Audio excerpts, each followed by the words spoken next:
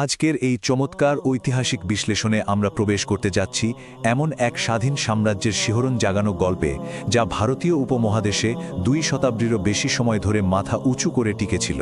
এমন এক রাজ্য যা প্রতাপশালী দিল্লির ভ্রুকুটি উপেক্ষা করে মানচিত্রে নিজের এক স্বাধীন এবং অদম্য সত্তা তৈরি করেছিল।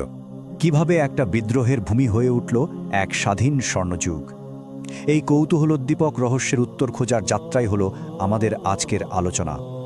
এটি কেবল পুরনো দিনের গল্প নয়, এটি অত্যন্ত চতুর রণকৌশল, অপূর্ব সাংস্কৃতিক মেলবন্ধন এবং একই সাথে চরম বিশ্বাসঘাতকতার এক অবিশ্বাস্য উপাখ্যান।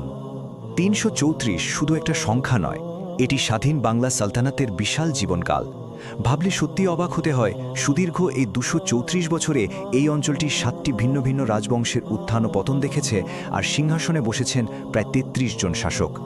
দিল্লি থেকে বিচ্ছিন্নতা, সাম্রাজ্য রক্ষা, রাজা গণেশের অন্তর্বর্তীকাল, বাংলার স্বর্ণযুগ, মুঘল হুমকি এবং সবশেষে বাংলার পতন, এই ঐতিহাসিক রূপরেখা ধরেই আমাদের আজকের পুরো আলোচনায় এগিয়ে যাবে। প্রথম পর্ব, দিল্লি থেকে বিচ্ছিন্নতা। একদম শুরু থেকে এর বিকাশ কিভাবে ঘটেছিল, চলুন সেটা দেখে নেওয়া যাক। ভৌগোলিক অবস্থান আর হাজার মাইলের দূরত্বের কারণে দিল্লির শাসকদের জন্য এই অঞ্চলটি নিয়ন্ত্রণ করা আক্ষরিক অর্থেই একটা দুঃস্বপ্ন ছিল। লখনৌতির শাসকেরা এত বেশি বিদ্রোহ করতেন যে অতিষ্ঠ হয়ে দিল্লি এই জায়গার নামই দিয়ে বসেছিল বুলগাকপুর, যার মানে হল বিদ্রোহের ভূমি। তবে এই স্বাধীনতা কিন্তু রাতারাতি আসেনি। এটা ছিল কয়েক প্রজন্মের এক দীর্ঘ আর সুপরিকল্পিত লড়াই। 1338 সালে ফখরুদ্দিন মোবারক শাহ সুবর্ণগ্রাম স্বাধীন করার মাধ্যমে যে স্ফুলিঙ্গ তৈরি করেছিলেন, ঠিক সেটাই 1352 সালে ইলিয়াস শাহের হাত ধরে পুরো বাংলাকে এক সুতোয় বেঁধে ফেলে।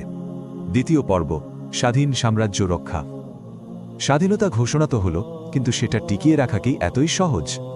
দিল্লির বিশাল সেনাবাহিনীর হাত থেকে বাঁচতে তৎকালীন শাসকরা তলোয়ারের চেয়ে বেশি ভরসা রাখলেন বাংলার ভৌগোলিক পরিবেশের উপর। তারা বিশেষ নৌবাহিনী গড়ে তুললেন এবং বর্ষাকালের অপেক্ষায় থাকলেন। এরপর কাদা পানিতে আটকে পড়া দিল্লির অচল স্থলবাহিনীর উপর ঝাঁপিয়ে পড়ার এই কৌশলটা ছিল রীতিমতো একটা মাস্টার স্ট্রোক। ইলিয়াস শাহের একাডালা দুর্গের সেই লড়াকু প্রতিরোধের কথা ভাবলে আজও গায়ে কাঁটা দেয়। নদী আর জঙ্গল ঘেরা দুর্গে বসে পরীক্ষা কেটে স্থানীয় দুর্ধর্ষ পাইক যোদ্ধাদের নিয়ে তিনি এমন এক প্রতিরোধ গড়ে তুলেছিলেন, যা দিল্লির সুলতানকে শেষমেশ বাংলার স্বাধীনতা মেনে নিতে বাধ্য করেছিল। আর এভাবেই স্বাধীন বাংলার ভিত শক্ত হয়। তৃতীয় পর্ব, রাজা গণেশের অন্তর্বর্তীকাল। এই পর্যায়ে এসে সাম্রাজ্যটিতে আমরা এক অভাবনীয় কূটনৈতিক চাল দেখতে পাই।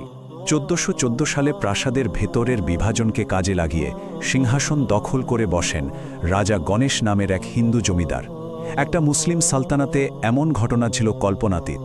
ক্ষমতা দখলের সাথে সাথেই শুরু হয়ে গেল প্রবল বিরোধিতা আর পার্শ্ববর্তী মুসলিম শক্তিগুলোর আক্রমণের মারাত্মক হুমকি। আর এই ঘোর সংকট সামলাতে রাজা গণেশ খেললেন এক অবিশ্বাস্য চাল। প্রতিদ্বন্দ্বীদের শান্ত করতে তিনি নিজের ছেলে যদুনারায়ণকে ধর্মান্তরিত করে সিংহাসনে বসালেন। একদম নিখুঁত একটা প্রক্সি শাসন। পরে পরিস্থিতি অনুকূলে এলে নিজেই আবার ক্ষমতা হাতে নেন।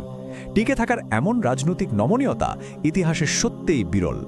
চতুর্থ পর্ব, বাংলার স্বর্ণযুগ। তবে এই চরম শিখরে পৌঁছানোর আগে তাদের চরম বিশৃঙ্খলার একটা সংক্ষিপ্ত সময় পার করতে হয়েছিল।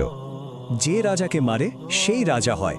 পর্তুগিজ ইতিহাসবিদ টম পিয়ার্সের এই কথাটা শুনলেই বোঝা যায় 1400 শতকের শেষের দিকে বাংলার অবস্থা কতটা ভয়াবহ ছিল।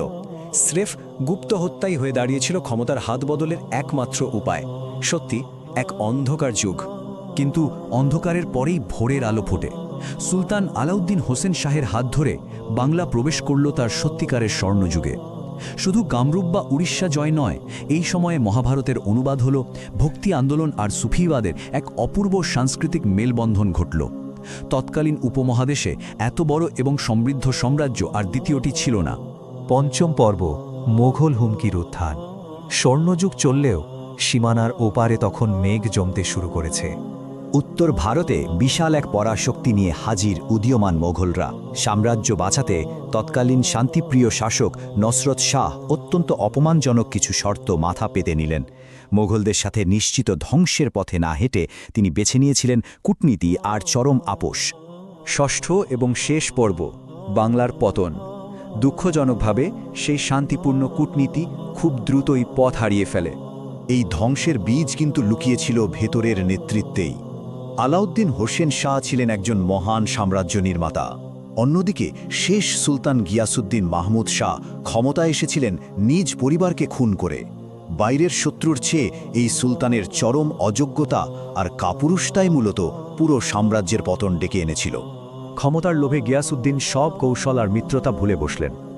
বিহারের মিত্রদের সাথে বিশ্বাসঘাতকতা করলেন, আর ঠিক সেই সুযোগটা নিলেন আফগান নেতা শের খান। তার বিধ্বংসী গেরিলা আক্রমণের সামনে বাংলার বাহিনী তাসের ঘরের মতো ভেঙে পড়ল। আর এর মধ্য দিয়ে চিরতরে নিভে গেল 234 বছরের এক স্বাধীন সালতানাতের প্রদীপ। তাহলে প্রশ্ন হলো, একটা স্বর্ণযুগের পতন ঠিক কখন ঘটে? যখন তার রক্ষকরাই ভুলে যায় সেই রণকৌশলগুলো যা একদিন তাদের স্বাধীনতা এনেছিল। 200 বছরের একটা বিশাল সাম্রাজ্য ও নিমিষেই ধুলোয় মিশে যেতে পারে, যদি ভেতরের অযোগ্যতার সাথে বাইরের উচ্চাকাঙ্ক্ষা এক হয়ে যায়। আজকের এই বিশ্লেষণ থেকে এটাই সম্ভবত আমাদের জন্য সবচেয়ে বড় ঐতিহাসিক শিক্ষা। ভাবার মতো বিষয়, তাই না?